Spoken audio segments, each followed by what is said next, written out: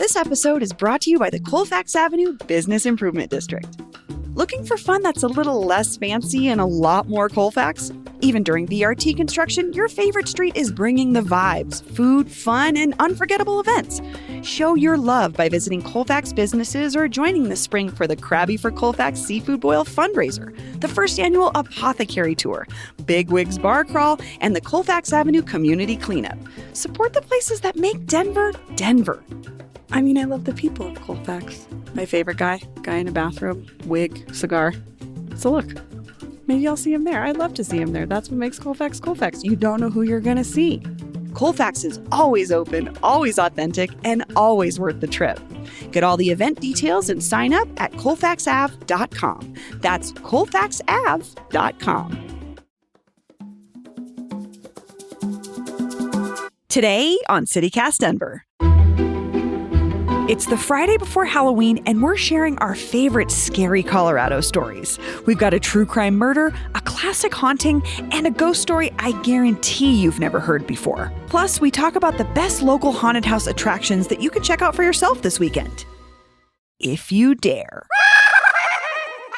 Today is Friday, October 28th, 2022. I'm Bree Davies, and this is CityCast Denver.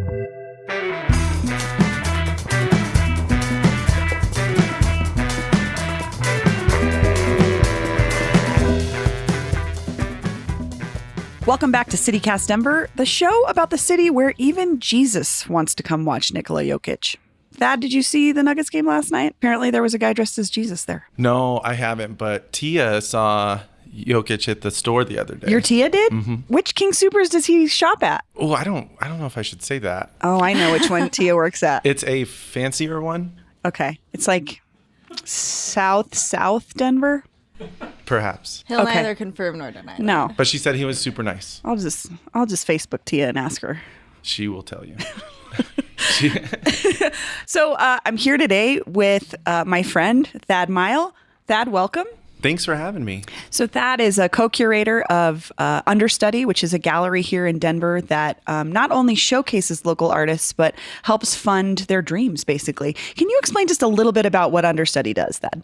Sure. Understudy is a program that's a subsidiary of a nonprofit called the Denver Theater District. And what we do is we take 15% of ad sales from the digital screens downtown that you see. So those big screens with ads on them. Yeah. So we also have some traditional static billboards too, but 15% of all the revenue that goes to those boards, we're able to spend on public art.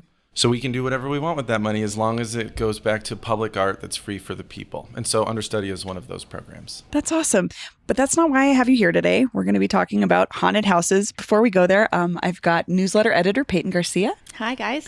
And producer Erin O'Toole. Hello.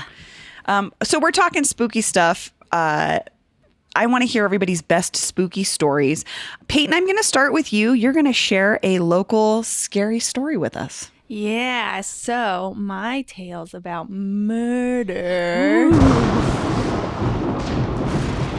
It's a sunny February morning, 1960, and a milkman is on his way to the Golden Morrison area for his rounds.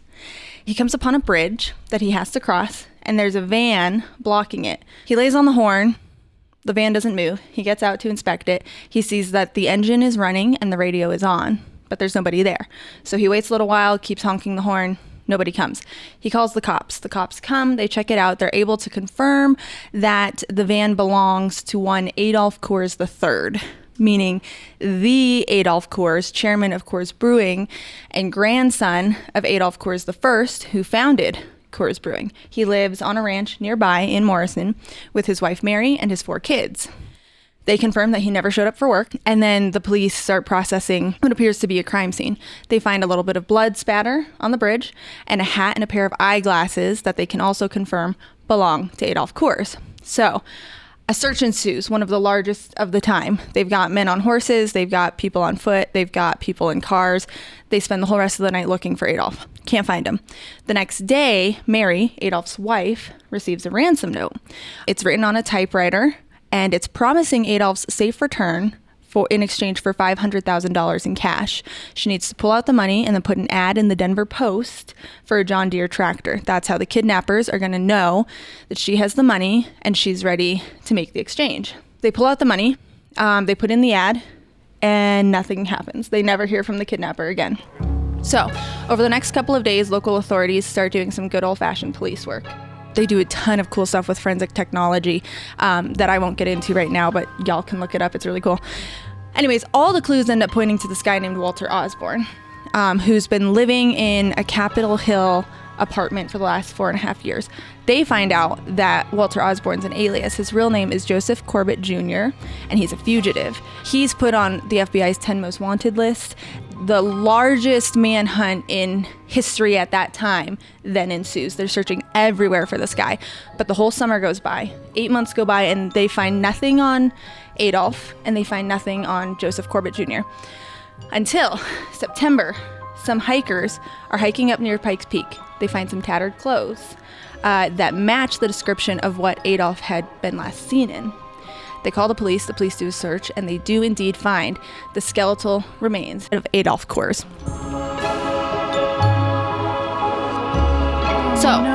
Whether this, I don't know if this just renewed interest or if the timing was coincidental, but the following month in October, the FBI leads that the FBI has takes them to Canada. And they follow leads all across Toronto and Vancouver until they zero in on a hotel where they know Joseph Corbett is staying. They approach the hotel, they knock, reports say that he came out and he said, "I give up, I'm your man, I did it." He pleads not guilty. He spends the rest of his life saying he had nothing to do with this. Here's the sad part, though. I mean, it's all really sad. I was going to say. It's all really sad. But police have enough evidence to paint a picture of what actually happened to Adolf Kors the day he went missing. And what happened is that Joseph Corbett had been tailing Adolf Kors for a while. This was totally premeditated. He had plans to kidnap, this super wealthy, important guy and hold him for ransom. He had even been telling his coworkers that he was going to come into a lot of money soon. And so he'd been tailing him. His plan was to go and block that bridge with his car, pretend like he was having car trouble. But Adolf Kors is a big dude. He's 6'2", and he fights back. And I don't think Joseph Corbett was anticipating that. So he fights back. He gets away from him because Joseph Corbett tries to beat him up and put him in his car. And then as Adolf is running back to his car, Corbett panics, pulls out a gun, shoots him twice, and he's dead. So he was dead the entire time. He was never alive. The ransom never meant anything. It was a kidnapping that got totally botched.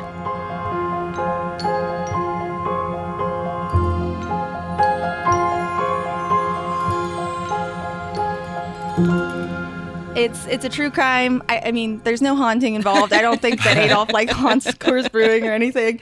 But I love true crime, and I found it to be an incredibly fascinating story. And a lot of people that I've mentioned it to didn't even realize that it was a thing, at least in my generation. Yeah, I'd never heard of it before you talked didn't about know it. that.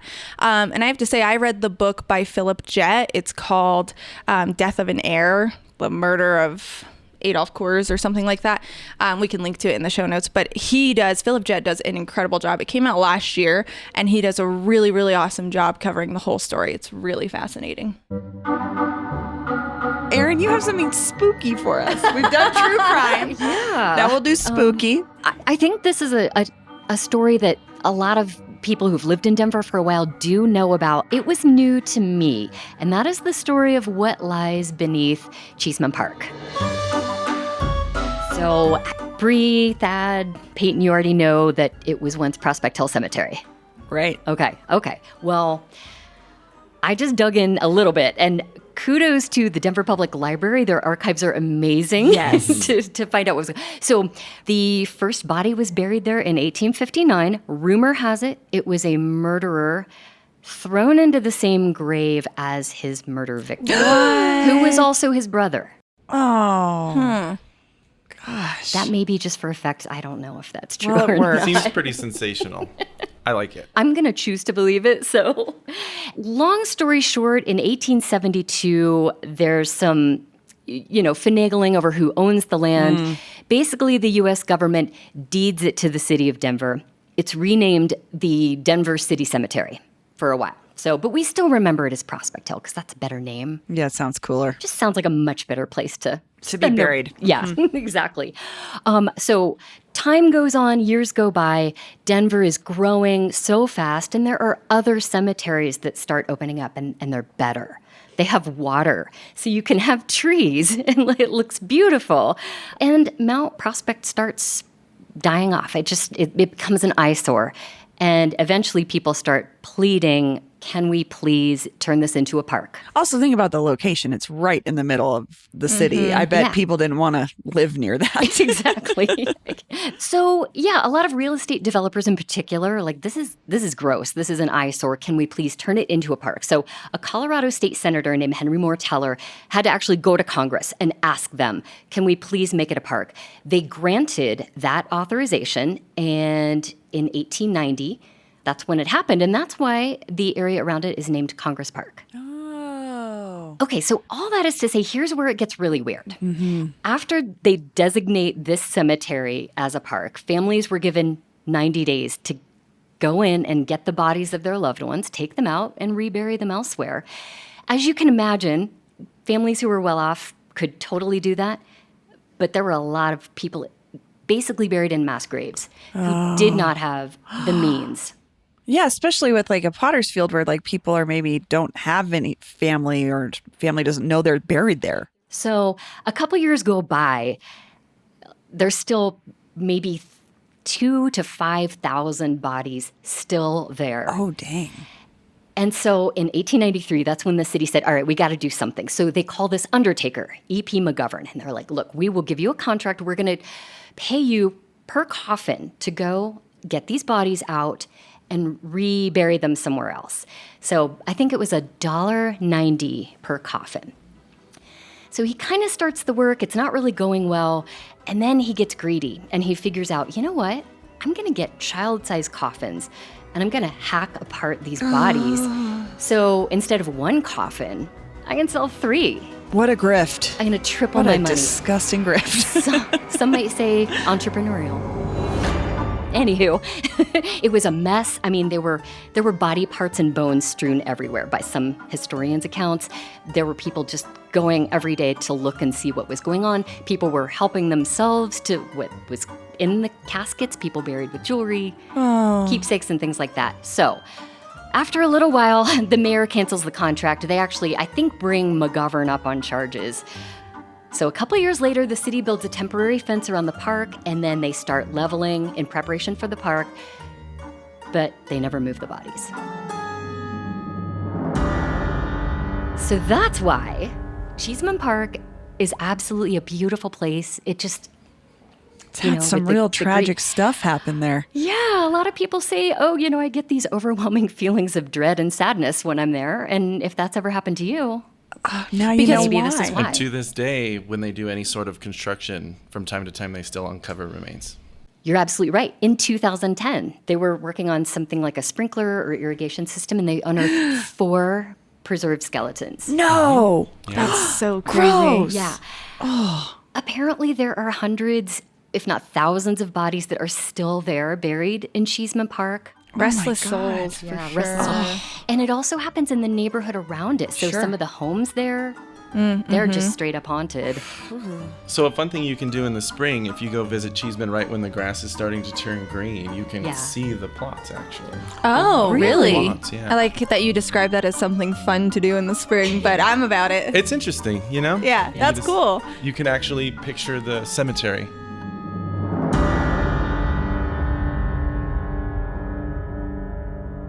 So have you ever had an experience like that in Cheeseman Park?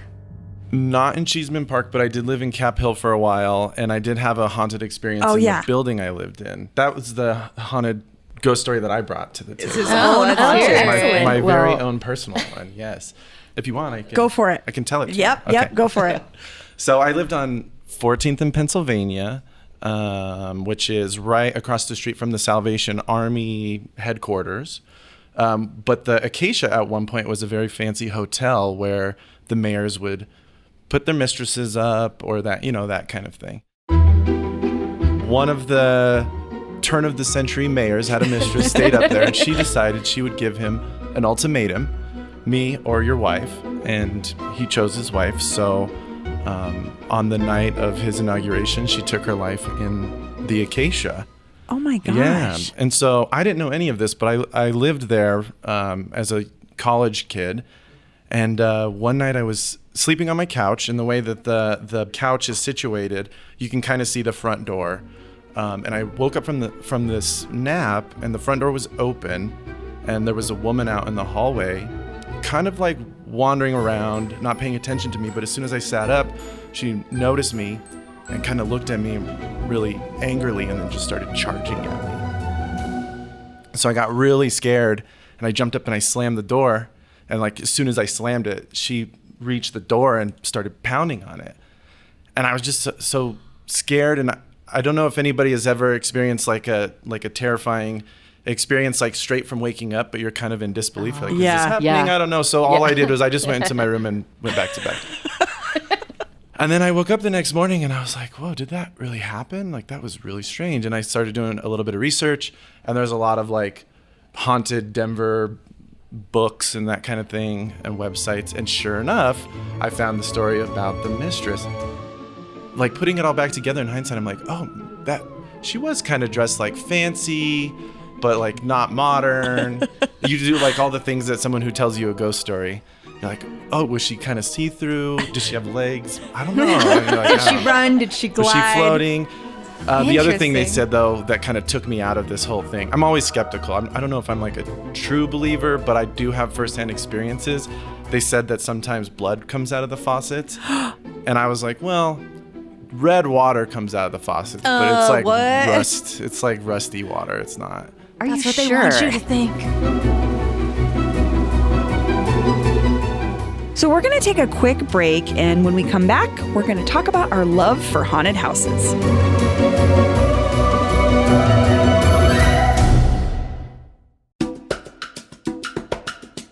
This episode is brought to you by Aura Frames. What does your mom want for Mother's Day? Well, my mom always just wants pictures of her kids, all together, with her grandkids. And this is a tall order because we don't all live in the same place. So I hate to spoil this for you, Brooke, because I know you're listening, but you're getting an Aura digital picture frame for Mother's Day, which is coming up soon, like May 11th. So don't forget. Aura Frames was named the best digital photo frame by Wirecutter and featured in 495 gift guides last year.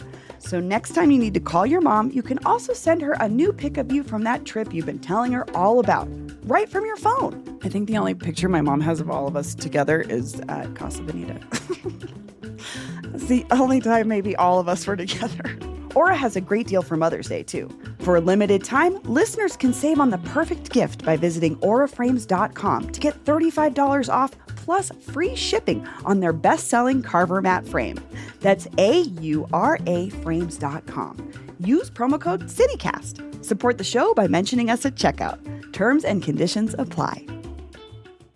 And we're back, and we're talking scary stuff, scary stories, hauntings, and I wanted to talk about haunted houses. That's the big reason I wanted to bring you on today, Thad, because I know that you love haunted houses.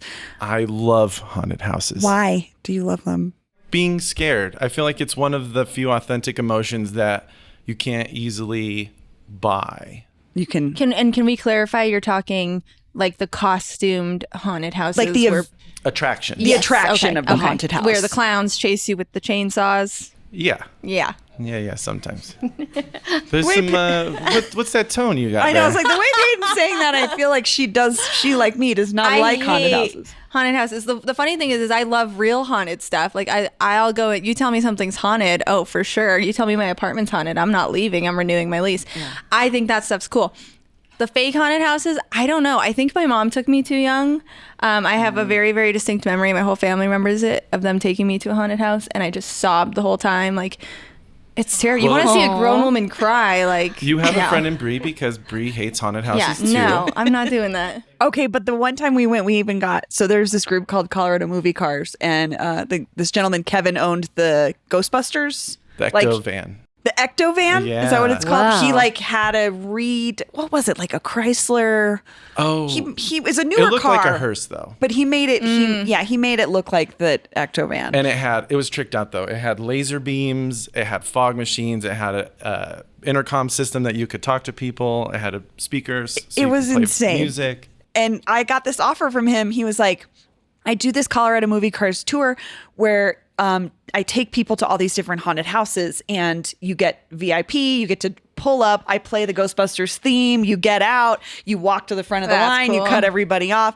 And I was like, cool, I know a bunch of people that want to go on that, and I will sit in the car with you at every stop. Yeah. And that's what you did. You didn't go through one Not a haunted single house. one. It was that, my husband Greg, and our friend Casey, and like they had the time of their lives, and I just sat in the car all the night amount with of times my FOMO has been like, I'll go with you guys, but I'm just going to sit outside for the half hour you're in there.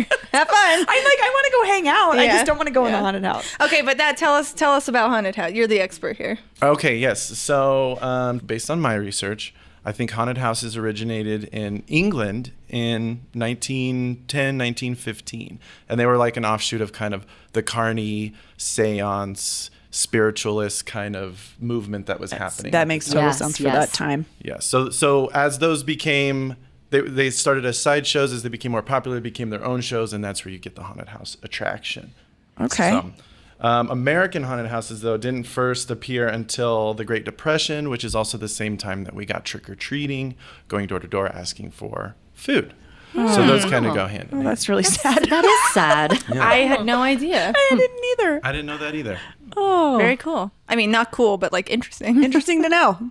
Yeah, so after that, obviously, it was really popular, and through the 80s and 90s, it really exploded, and that leads us to today. I mean, there's a lot more other steps, but for the purposes of our conversation today, there's like really four categories of professional haunted houses. Okay. So you have the mega haunt, which are Six Flags, Brutal Planet.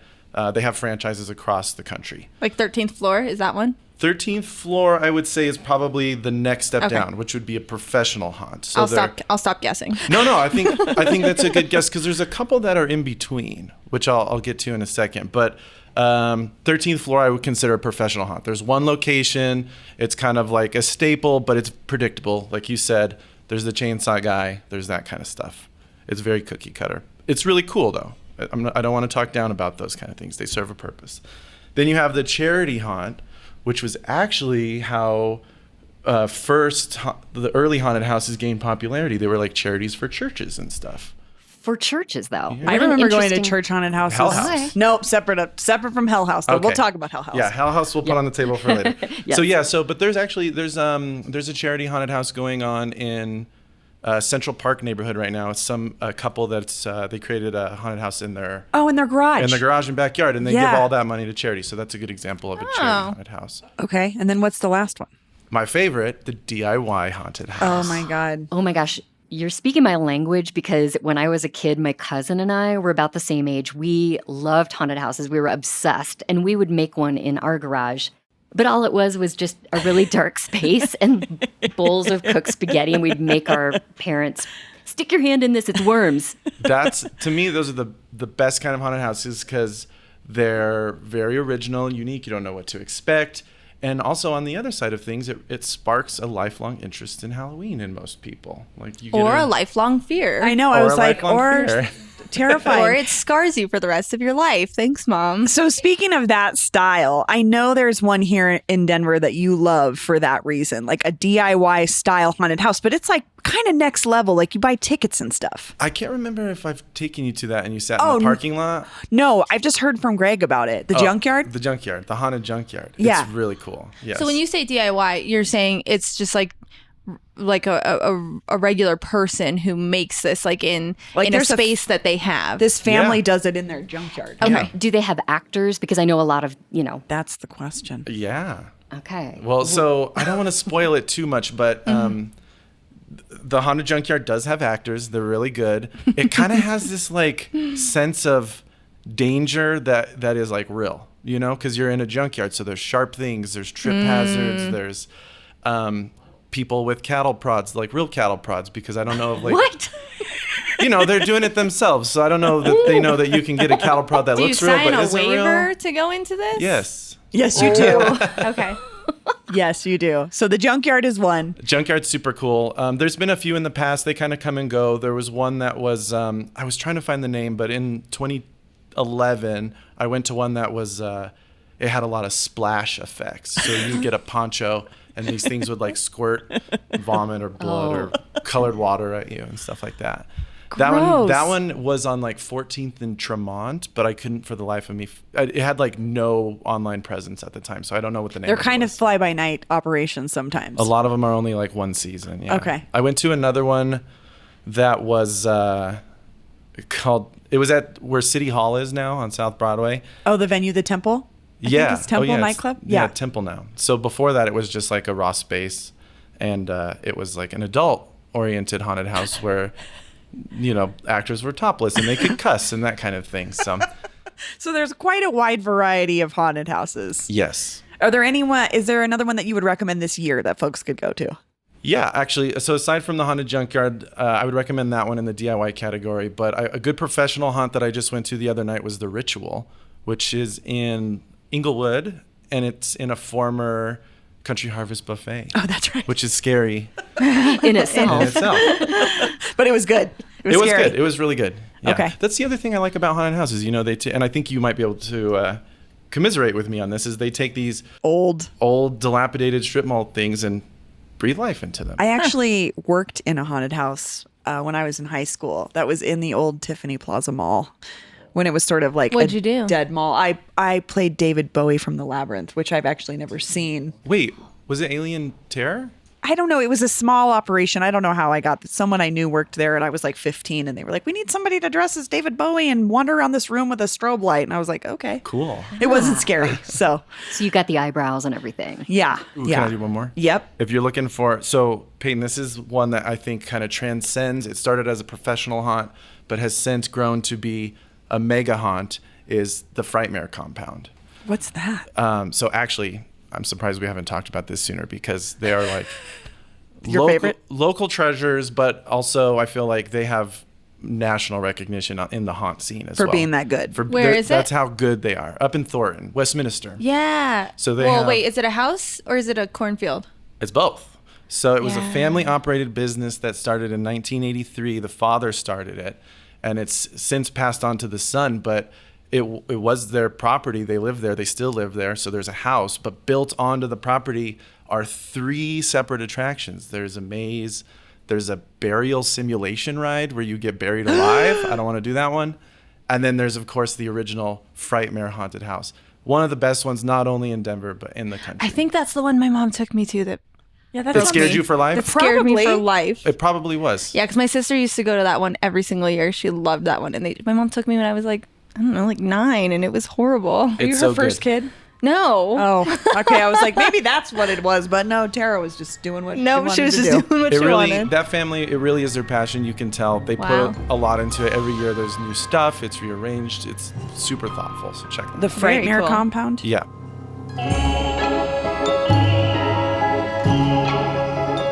It's time for our official CityCast Denver maybe for your weekend, as in maybe you'll see us there.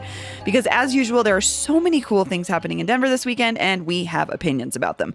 Peyton, you round up your best bets in our newsletter every Friday. Hey, Denver, you give us great ideas, but let's go through a couple of those and we'll gauge how all of us feel about them. Yeah, so check out the newsletter for a full list of Halloweekend activities. I kept it very spirited this week. Lots of great stuff in there, but I've picked out a couple that sound particularly interesting to me. So the first one is Muertos in Westwood. It's a 2-day event, and it's hosted by Rise Westwood and all of those awesome local businesses that host those cultural events like Cultura Chocolate and stuff like that. So it's happening tonight and tomorrow. And this one their focus is less Halloween, but it's celebrating the heritage of Day of the Dead. Cool. And there's a lot of really, like they'll do like traditional cultural performances. There's going to be crafts and authentic demos, and it's family friendly. There's going to be food, and it's free to attend. So that's tonight and tomorrow, and it sounds really, really cool, especially if you're not looking for something super Halloween-y, but a little bit more authentic. Thad, are you going to that? That's in our neighborhood. Yeah, for sure. I'll go to anything that Westwood puts on. I was like, that also helps produce the Westwood Chili Fest, so maybe he's a little biased. Yeah. Oh, they do such cool stuff there. Yeah, they do great stuff. Next one. McGregor Square is hosting an epic Halloween party that's going to include a silent disco. I love me a silent disco. You do? I didn't know that. That is I love a silent disco. That's happening tonight on their heated plaza and food court, and you're supposed to come dressed up in costume. It's a 21 over event. It's from 8 to 11 p.m. There's going to be 3 DJs operating the silent disco. There's going to be tickets are $50, but it gets you food and drinks, and basically the whole experience. And it's going to be decked out in decorations, and it's supposed to be a really cool party. So if you're looking for something a little bit more party and you want to drink and dance, this sounds like a blast. And wear costumes. Yes. And there's yeah. going to be a costume It's called contest. the Graveyard Groove Yes. Silent Disco. Thank you, Bree. Yes. I was trying to see, they don't have the DJs listed, Thad. Oh, is that what's going to change your mind about going? I mean, it might be people we know. Aaron Stereo does a lot of those. Okay. Tempting. What else we got? Okay. Next, we've got the Marijuana Mansion Tour. So Oh. I think a lot of you guys probably already know that the Marijuana Mansion, which is in Cap Hill off of Grant Street, it is notoriously haunted. Yeah. Right now it is. Yeah. So there's it's supposed to have real spirits and like stuff in it. smoky apparitions. Yeah. Yeah. It's supposed to be really haunted. See ghosts in the weed smoke. But now it operates as it's kind of not a selfie museum, but they kind of do these events where it's super decked out and you can go and you can rent it out and then smoke a bunch of weed and take cool Instagram photos. Anyways, they're doing a haunted tour. So they've been doing it for a few weeks now, but this is your last chance. This is the last weekend. They'll stop on Halloween, and you can book out either a 30-minute tour or a 1-hour tour, and you explore 3 floors and 13 rooms of the mansion that are decked out with quote unquote Insta photo opportunities. So if you're looking for something that's supposed to be that you want to real spook factor, that could be cool. Yeah. I'd be skeptical that most of the people going to take their pictures in there are really interested in ghost stories. I know. Maybe they say that it's just the Insta factor is just a plus, but that the real scary stories, there's I know there are crowds of people who really they dig the haunted aspect of it. totally. They go around the country to different haunted places, so I could see that. So that's the tickets range from $30 to $45 depending on if you want a 30-minute tour or an hour-long tour. Would you go there, Thad? I'm going to pass on that one. The authentic haunting element is attractive to me, but the Instagram thing is not. Yeah, I feel you. But to each their own. I'm sure other people like that stuff. What if, though, you go and you're doing the whole selfie thing and then a ghost shows Yes. up I mean, right next to you? There you That go. would be pretty That would be pretty sick. I like that. I like where your head's at, Aaron. Okay, so the last event we have was actually not picked by me, but it was thrown in by producer Lizzie Goldsmith. You guys have heard her on a few times. She's our theater expert. Like, then this is a theater event. So she wrote in to let us know that Much Ado About Nothing is happening at Denver Center for Performing Arts. They do wear costumes. Because so there's they the are on stage in the theater? Yeah, it looks like the show's running through November 6th. Tickets start at $25 and go up to about $90. I don't know anything about Much Ado About Nothing, but I will read what the note Lizzie gave me, which is, I suggest DCPA's Much Ado About Nothing. Fantastic Shakespeare comedy in its final 2 weekends. Kind of want to see it again, even though I'm not that into Shakespeare. The circular space definitely had a Globe Theater feel, and the ways they involved the audience were hilarious. Okay. So there's something family friendly and not super scary. I love me some theater. I'm going to say yes to this one. Oh God, of course you do. I'm Muertos in Westwood. That's my vote. I think I'm Westwood too. I'm can you only Muertos pick and one? Westwood too. We're trying to come to a consensus. Then. And we will stay here all day until. Well, no, I'm just kidding. Can't people hop from one party to another? Can I pick 2? I'm going to Nope. pick 2. I'm starting in Westwood. I'm ending at DCPA. I mean, for the official CityCast, maybe I think it's Muertos and Westwood. I think that sounds so cool, so fun. And then, like that said, if you have time, even though it's against the rules, I might stop by the silent disco. Oh yeah, that'd be a better cap off of the night. So there you have it. There's our CityCast maybe of the weekend, as in maybe you'll see us there. And I just want to plug our newsletter, Hey Denver, which you can subscribe to by texting Denver to 66866, and then you get all of Peyton's recommendations for the whole weekend, which is even more fun things to do. And I jam-packed it this Friday. You do a great job. We're looking at like 15 different Halloween recommendations. So check it out. You want more deets on the events we just talked about? Subscribe. You'll get that email, and it's got lots of great stuff in it. Awesome. Peyton, Aaron, Thad, thanks for joining us. Thanks for having me. I'm so excited. I've been a long-time listener. First time guest. Yes. I made it. This was so Hi, fun. Mom.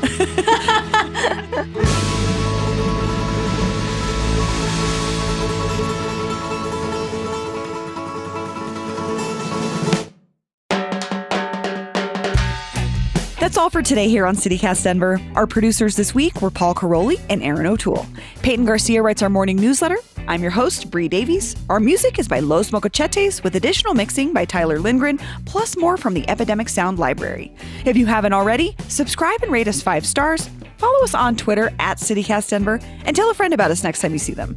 You can sign up for our daily newsletter by texting Denver to 66866 and learn more about us at denver.citycast.fm. See you later.